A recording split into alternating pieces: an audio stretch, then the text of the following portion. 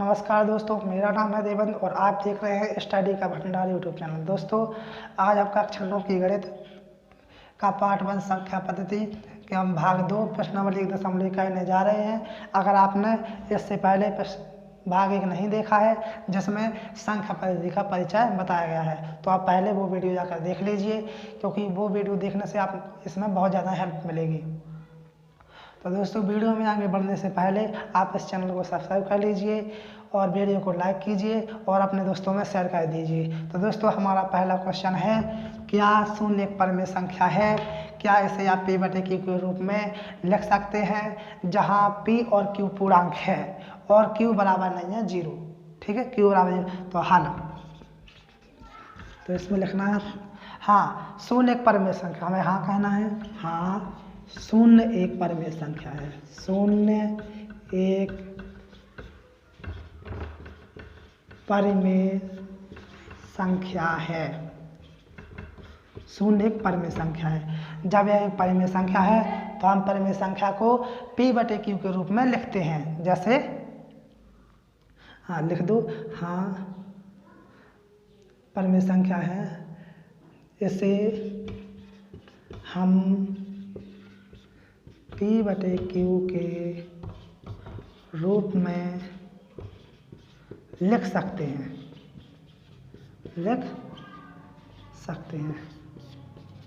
इन्होंने पूछा था कि आप ऐसे p/q के रूप में लिख सकते हैं, तो हमने कह दिया हाँ हम इसे p/q के रूप में लिख सकते हैं। जब हमने इसे हाँ कह दिया तो हम इसके 1-2 उदाहरण देते हैं। जैसे 0/1,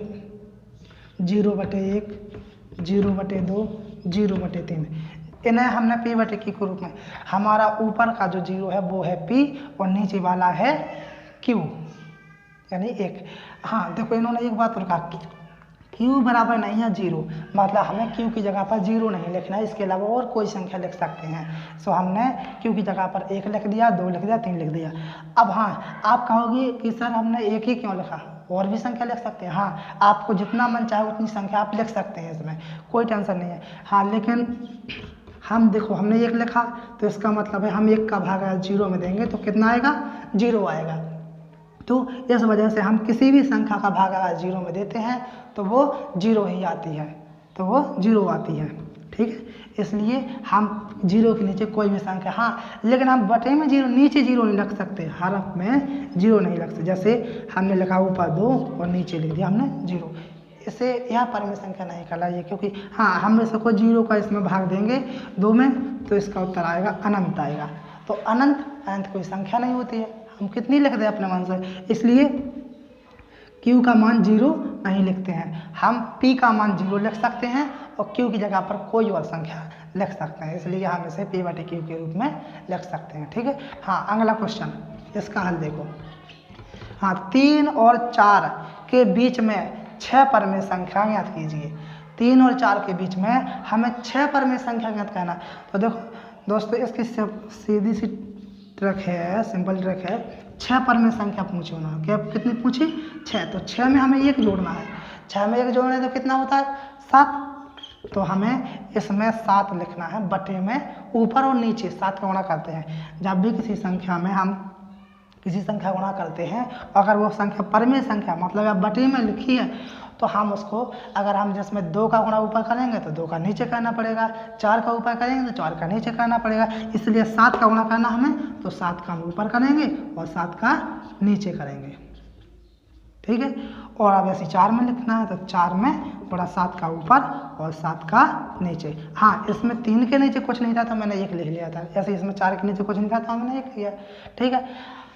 7 21/7 हो गया यहाँ पर, और यहाँ पर हो गया 7 चौको 28/7। ठीक है। हाँ, इनके बीच में जितनी संख्या वो हमारी परमेय संख्या हुई। जैसे 21 के बाद 22/7, फिर 23/7, फिर 24/7, फिर 25/7, फिर 26/7, हाँ और फिर 27/7। इस प्रकार हमारी 6 परमेय संख्याएं हो गई हैं। 21 और 28 के बीच में हम देखो 21 के बाद 22, 23, 24, 25, 26, 27 आते हैं, तो इसलिए हमारे वो 6 परमेय संख्याएं हो गई हैं। क्वेश्चन नंबर 3, 3/5 और 4/5 के बीच में 5 परमेय संख्याएं ज्ञात कीजिए। हमें इसमें 5 परमेय संख्याएं ज्ञात करना है। तो 5 परमेय संख्या ज्ञात करने के लिए हमने जैसा दूसरे सवाल में किया था कि जितनी परमेय संख्या पूछी जाती हैं उसमें एक जोड़ा, इसी प्रकार इसमें करना। 5 पूछी जाती हैं तो 5 में एक जोड़ दो, तो कितने हुए 6।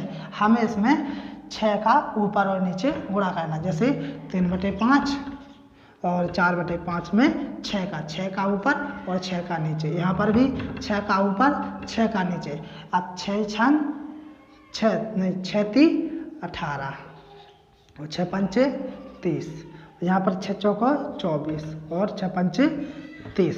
ठीक है। तो हाँ, इनके बीच में जितनी परमेय संख्या, इनके बीच में जितनी संख्या है वो हमारे 5 परमेय संख्या आ जाती है। देखो 18 के बाद 19/30, 20/30, 21/30, 22/30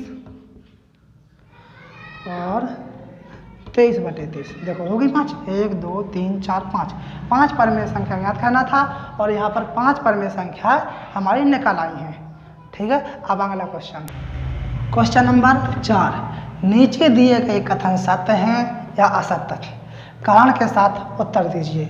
तो हमें इन 3 जो कथन है इन्हें हम सत्य या असत्य बताएंगे और साथ में उनका कारण भी देना है कि सत्य किस प्रकार से हैं और असत्य किस प्रकार से हैं। ठीक है। तो पहले का उत्तर दें। प्रत्येक प्राकृतिक संख्या पूर्ण संख्या होती है। मतलब जितनी भी प्राकृतिक संख्या हैं वे सभी पूर्ण संख्या होती हैं या नहीं, हमें यही बताना। प्राकृतिक संख्या कौन होती है? प्राकृतिक संख्याएं हमारी होती हैं 1 2 3 4 5, ऐसी जो हमारी अनंत तक प्राकृतिक संख्या होती है। और पूर्ण संख्या कौन होती है?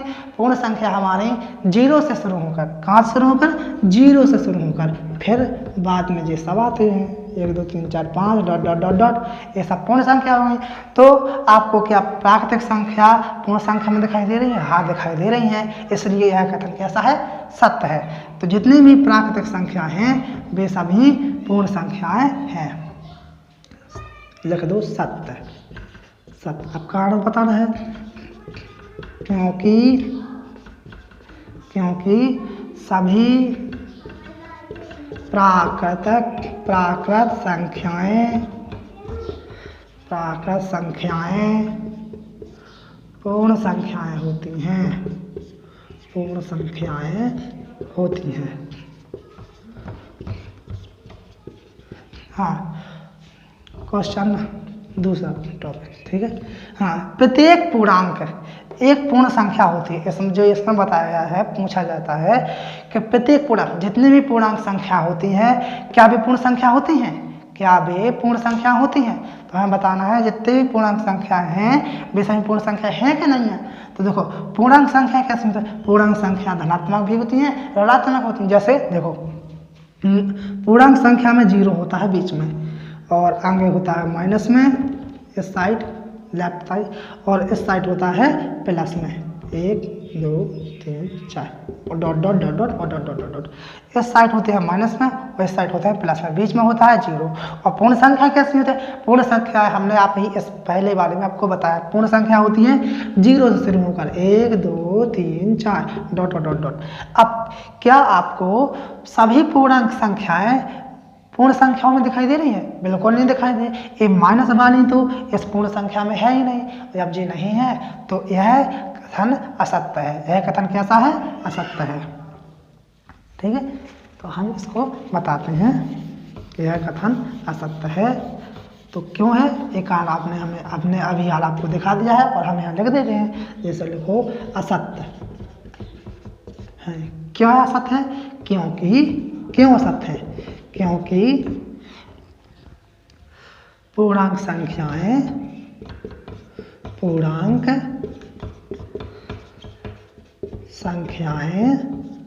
ऋणात्मक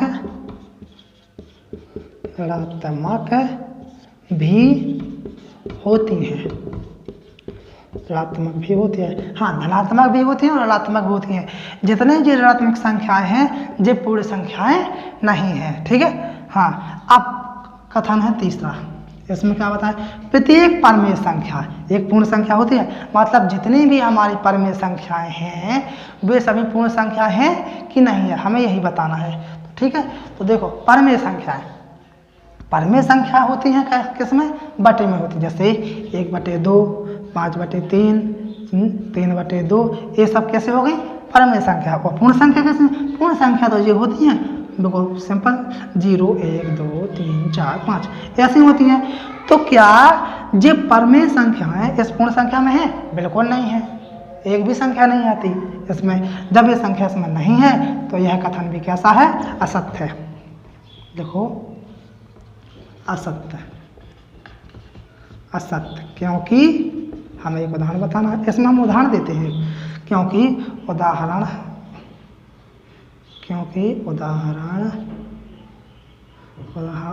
के लिए उदाहरण पूरा लिख दो। उदाहरण 1/2 परिमेय संख्या पूर्ण संख्या नहीं है, मतलब जितनी भी परमेय संख्याएं हैं वो पूर्ण संख्या नहीं होती हैं। ठीक है, तो इसलिए यह एक पूर्ण संख्या। हाँ, अगर ऐसा होता कि सभी पूर्ण संख्या परमेय संख्या होती तो फिर हम उसमें कुछ सत्य हो जाता, लेकिन इसमें यह है सत्य नहीं है। तो देखो इसी के अनुसार हमारे प्रश्नावली 1.1 के चारों क्वेश्चन पूर्ण हो चुके हैं।